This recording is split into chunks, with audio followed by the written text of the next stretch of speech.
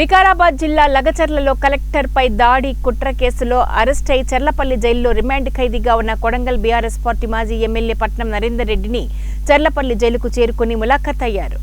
మాజీ మంత్రి సిద్దిపేట శాసనసభ్యులు తన్నీరు హరీష్ రావు, ఆయనతో పాటు బీఆర్ఎస్ ఎమ్మెల్యేలు బండారి లక్ష్మారెడ్డి, పల్లా రాజేశ్వర్ రెడ్డి, బీఆర్ఎస్ సీనియర్ నాయకులు కార్తీక్ రెడ్డి, నందికంటి శ్రీధర్లు నరేందర్ రెడ్డితో ములాఖత్ అయ్యారు. ఈ సందర్భంగా చర్లపల్లి జైలుకు భారీ ఎత్తున బీఆర్ఎస్ పార్టీ నాయకులు, కార్యకర్తలు చేరుకున్నారు. ఈ సందర్భంగా హరీష్ రావు మాట్లాడుతూ పట్నం నరేందర్ రెడ్డికి ఈ కుట్ర కేసుతో ఏమీ సంబంధం లేదన్నారు. ముఖ్యమంత్రి రేవంత్ రెడ్డిపై ప్రజా వ్యతిరేకత కొడంగల్ నుండి ప్రారంభమైందని అన్నారు. ఉద్యమాలు, కేసులు బీఆర్ఎస్ పార్టీకి కొత్త కాదన్నారు. అన్యాయంగా పేద ప్రజల భూములు లాక్కోవాలని చూస్తున్నారని విమర్శించారు.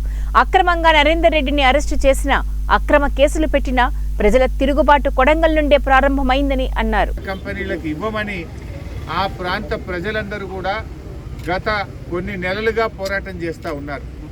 మరి అక్కడ ఎమ్మెల్యేగా ఉన్న రేవంత్ రెడ్డి తనకు ఓట్లేసినటువంటి కొడంగల్ ప్రజలకు పిలిచి మాట్లాడాలి, వారి సమస్య పరిష్కారం చేయాలి. కానీ పోలీసుల చేత, గుండాల చేత, రాజకీయ నాయకుల చేత వాళ్ళని బెదిరించేటువంటి ప్రయత్నానికి రేవంత్ రెడ్డి గారు పాల్పడుతూ ఉన్నారు. అంటే నీకు ఓటేస్తే ఏదో మేలు జరుగుతుంది, మేమంతా బాగుపడతాము, 15,000 రూపాయల రైతు భరోసా వస్తుంది, 2,500 మహాలక్ష్మి వస్తుంది, 4,000 పెన్షన్ వస్తుంది అని మేము బాగుపడతామని నీకు ఓట్లేస్తే, నీకు ఓట్లేసిన పాపానికి ఆ లఘుచర్ల గ్రామ ప్రజల మీద కర్కశంగా ఇవాళ నువ్వు వ్యవహరిస్తూ ఉన్నావు. కట్టు బట్టలతో, పిల్ల పాపలతో ఊరు విడిచి పారిపోయేటట్టు చేసావు. అంటే నీకు ఓట్లేసి గెలిపిస్తే నువ్వు వాళ్ళకి ఇచ్చిన బహుమానం ఇది.